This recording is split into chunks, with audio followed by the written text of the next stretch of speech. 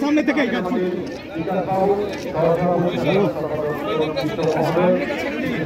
দেবদাকে মুখ তুলুন। হয়ে গেল একটু মুখটা দেব ওই জলের ঝাড়া দাও, জলের ঝাড়া দাও, দেব জলের ঝাড়া দাও। ক্যামেরা পিছাও।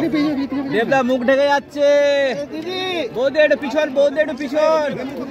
একটু পিছন, মানুষদা বসে পড়ুন, বসে সামনে একটু ঢুকিয়ে দিচ্ছি।